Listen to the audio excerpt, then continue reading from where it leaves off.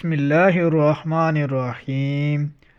حضرت سیدنا ابو ہریرہ رضی اللہ تعالی عنہ سے روایت ہے، انہوں نے عرض کی، یا رسول اللہ صلی اللہ علیہ وآلہ وسلم، قیامت کے دن آپ صلی اللہ علیہ وآلہ وسلم کی شفاعت سے بہرمند ہونے والے خوش نصیب لوگ کون ہوں گے؟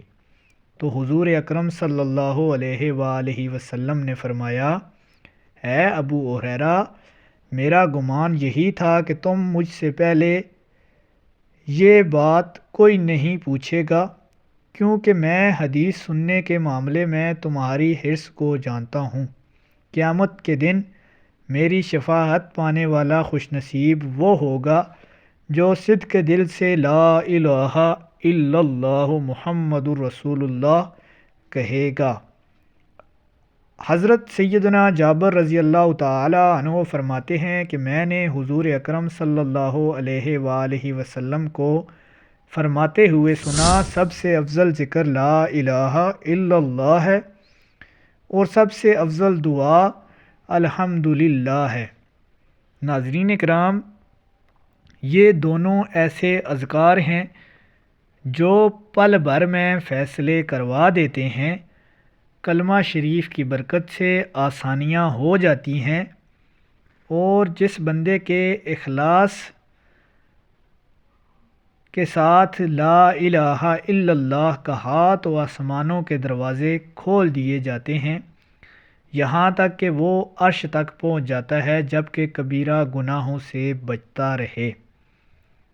ناظرین کرام، اس کے ایسے وظائف ہیں، جو شخص ہمیشہ لا الہ الا اللہ کا ذکر کرتا ہے اس کے لیے رب تعالیٰ آسانیاں پیدا فرما دیتے ہیں، اور جو اس کی دعا ہوتی ہے، التجا ہوتی ہے، اللہ تعالیٰ پیارے حبیب کے صدقے سے، کلمہ طیبہ کے صدقے سے پوری فرما دیتے ہیں۔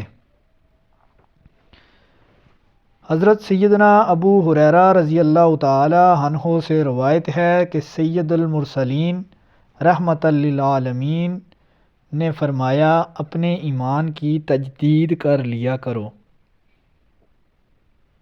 تو آپ نے فرمایا، یا رسول اللہ، ہم اپنے ایمان کی تجدید کیسے کریں؟ تو فرمایا، لا الہ الا اللہ کثرت سے پڑھا کرو۔